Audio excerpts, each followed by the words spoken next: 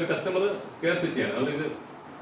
അവർ നമ്മളെ കണ്ട് അല്ലെങ്കിൽ ആ പ്രോഡക്റ്റിനെ കുറിച്ചോ അല്ലെങ്കിൽ ആ ഒരു ഭയം അവർ മനസ്സിനകത്തുണ്ടായി. അപ്പോൾ നമ്മൾ എന്താ വെച്ച് കഴിഞ്ഞാൽ അവർക്ക് എന്തുകൊണ്ടാണ് ഭയം, ആ ഡൗട്ട്സ്, അവർക്ക് എന്ത് ഡൗട്ടാണെന്നുള്ള അണ്ടർസ്റ്റാൻഡ് ചെയ്ത് ആ ഡൗട്ട് ക്ലിയർ ചെയ്യും. അപ്പം ആ കസ്റ്റമറിന്റെ നമ്മൾ വീണ്ടും അടുത്ത ഫോളോ അപ്പിലോട്ട് നമുക്ക് കൊണ്ടുപോകാൻ പറ്റും. മൂന്നാമത് ഞാൻ പറഞ്ഞത് അവരെ കൺഫ്യൂസ്ഡ് ആണെങ്കിൽ എൻ്റെ അർത്ഥം എന്തോ അവർക്ക് സം ക്ലാരിറ്റി വേണം. എന്തൊക്കെയോ അവർക്ക് ഡൗട്ട്സും കാര്യങ്ങളുണ്ട്. അപ്പം ഈ ക്ലാരിറ്റിയെ നമ്മൾ ക്ലിയർ ചെയ്ത് കൊടുക്കുക. സോ ഇത്തരം നമ്മൾ കസ്റ്റമറിനെ വീണ്ടും ഫോളോ അപ്പ് ചെയ്യുമ്പോൾ അവരുടെ എക്സാക്ട് പ്രോബ്ലം ഐഡന്റിഫൈ ചെയ്ത് അതിനുള്ള സൊല്യൂഷൻ കണ്ടുപിടിച്ച് കൊടുക്കുക എന്നുള്ളതാണ് ഏറ്റവും ഇമ്പോർട്ടൻറ്റ്. ഇപ്പോൾ ഞാൻ ഇനി അടുത്ത് പറയാൻ പോകുന്നത് ഈ സെയിൽസ്മാൻ്റെ ഈഗോ. സെയിൽസ്മാൻ എന്താ ഇത് പ്രശ്നം എന്ന് വെച്ചാൽ അവൻ്റെ സ്വന്തം പേഴ്സണലായിട്ട് അത് എടുക്കുന്നു. ഇവൻ നോ പറഞ്ഞത് എൻ്റെ അടുത്ത് പറഞ്ഞു എന്ന് ചിന്തിക്കുന്നു. ആക്ച്വലി നമ്മളിപ്പോൾ മാളിലൊക്കെ പോയില്ലേ, മാളിൽ പോകുമ്പോൾ ഈ ബാങ്കിൻ്റെ ഒക്കെ ടീമുകൾ, സിറ്റി ബാങ്ക് പോലുള്ള കമ്പനികളുടെ ടീമുകൾ അവിടെ ഒരു കൗണ്ടർ ഇട്ടുകൊണ്ടിരുന്നിട്ട് സർ ക്രെഡിറ്റ് കാർഡ് വേണോ സാർ എന്ന് നമ്മളിങ്ങനെ പോകുമ്പോൾ നമ്മളെ എടുത്ത് ചോദിക്കും. അപ്പോൾ നമ്മൾ നോ എന്ന് പറഞ്ഞിട്ട് നമ്മളങ്ങ് പോകും. അപ്പോൾ ആ നോ പറഞ്ഞത് നോ പറഞ്ഞ ആളിനെ പോലും നമ്മൾ ഓർമ്മയിൽ ഉണ്ടാവില്ല.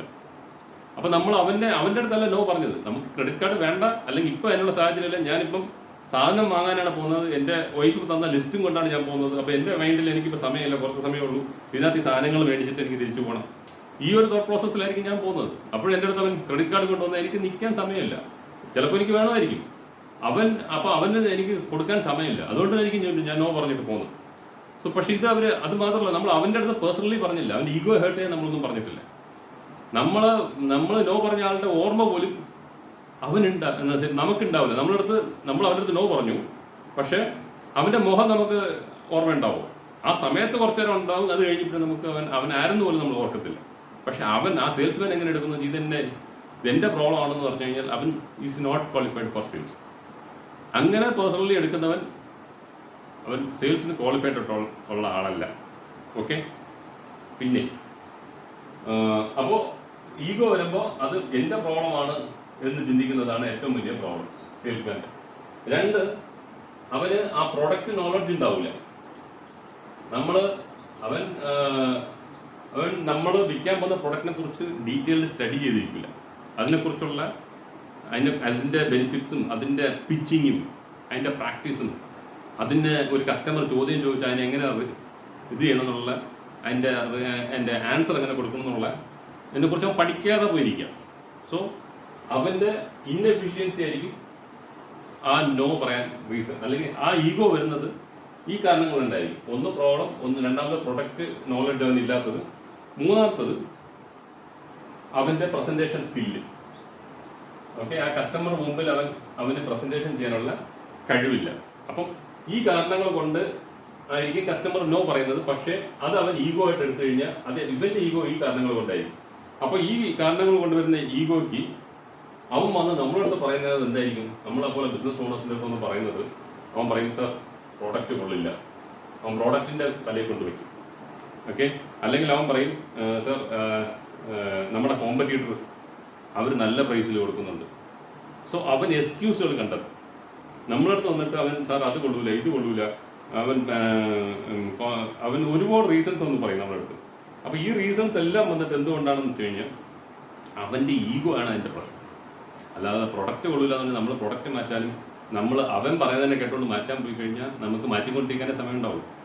സോ നമ്മൾ ചെയ്യാനുള്ളത് എന്താണ് അവൻ്റെ പ്രോബ്ലം, നമ്മളെ സെയിൽസ്മാൻ്റെ പ്രോബ്ലം എന്താണെന്ന് ഐഡന്റിഫൈ ചെയ്തിട്ട്, ഇപ്പോൾ അവന് പ്രൊഡക്റ്റ് നോളജാണ് പ്രോബ്ലം, അവന് വിളിച്ചിട്ട് ട്രെയിനിങ് കൊടുക്കുക, അവനെ പഠിപ്പിക്കുക.